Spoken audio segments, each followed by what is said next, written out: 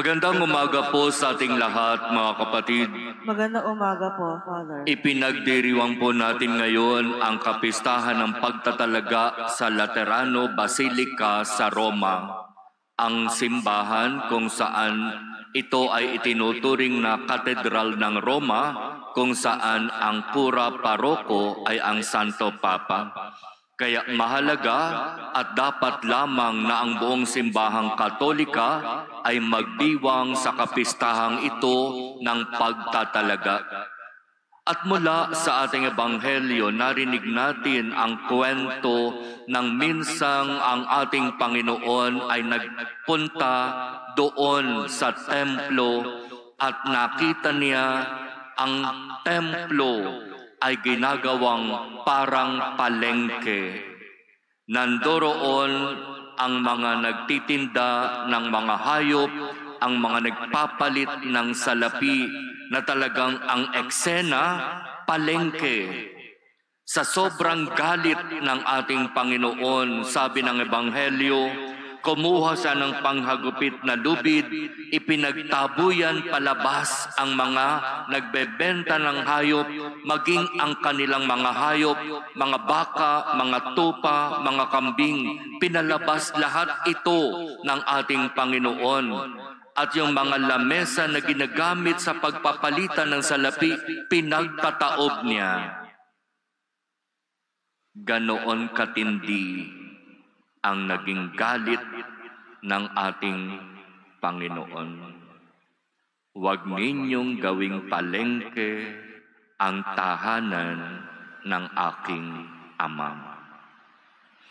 Ganoon kaimportante para sa ating Panginoong Hesus ang tahanan ng Diyos, ang templo, ang simbahan, ang dambana. At alam nating lahat, tayo ay nandirito sa tahanan ng Ama.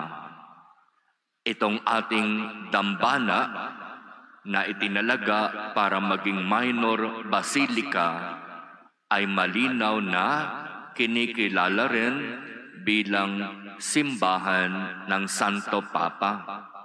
Kaya marapat lamang na ibigay natin ang karapat-dapat na paggalang at pagrespeto sa templong ito. At sinasabi sa Ebanghelyo, nagtataka ang mga Pariseo. Ano ba itong Jesus na ito? Bakit ganoon na lamang katindi ang kanyang malasakit sa templo? At naalaala nila ang nakasaad sa kasulatan kung saan sinasabi, ang aking malasakit sa iyong bahay ay parang apoy na nag-aalab sa puso ko. Ganoon katindi ang malasakit ng ating Panginoon sa tahanan ng Ama.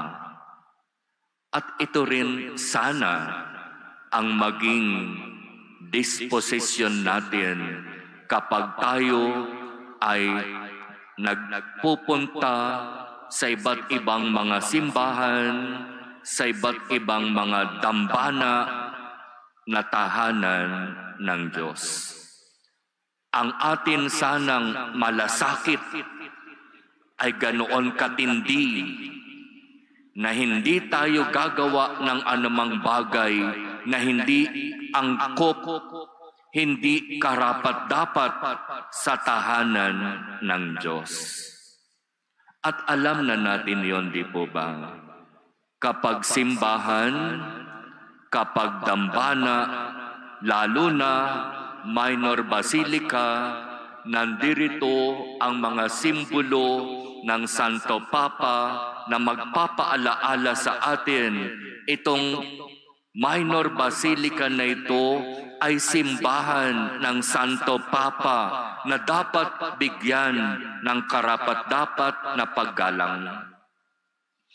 Kaya hindi tayo magchichismisan sa loob ng dambana. Kapag natapos na ang misa, hindi tayo magkukwentuhan dito sa loob ng simbahan. Ang mga pag-uusap na walang kinalaman sa pagsamba ay gagawin sa labas.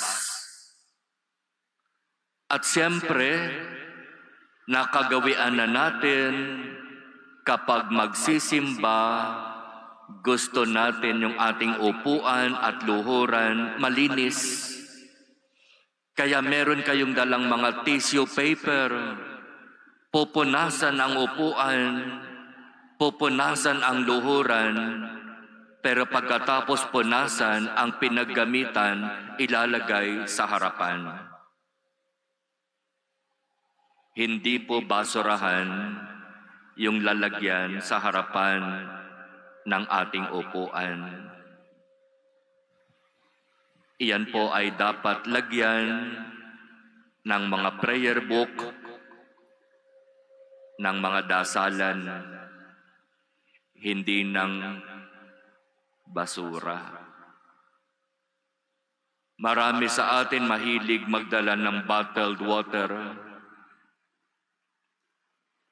Kapag may misa, kapag may binyag, kapag may kasal, o kapag may misa sa patay, bottled water.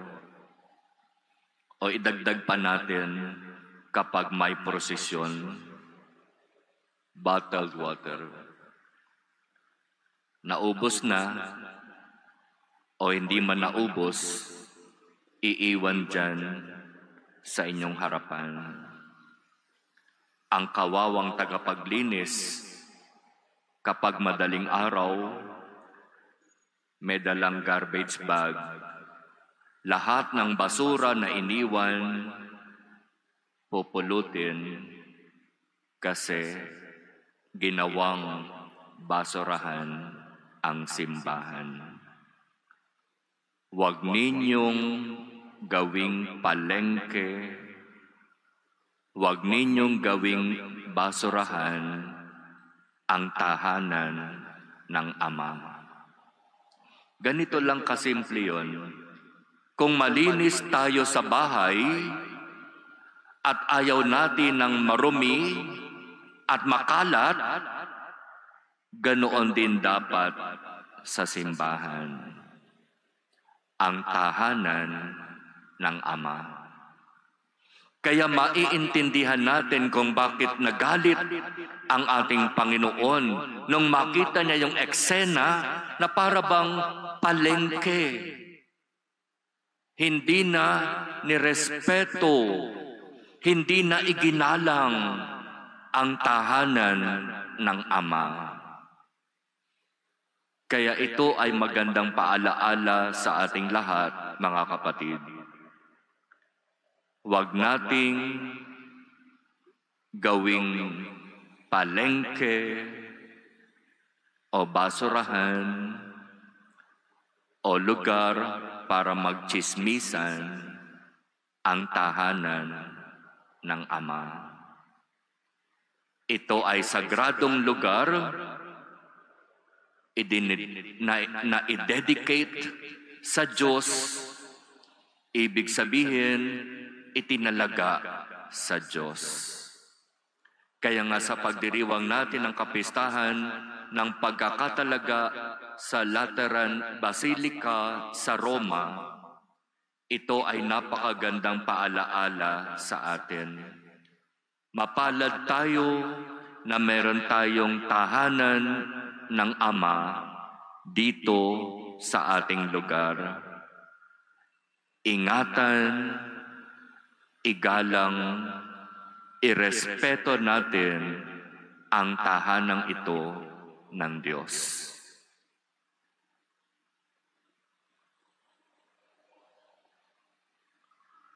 Amen.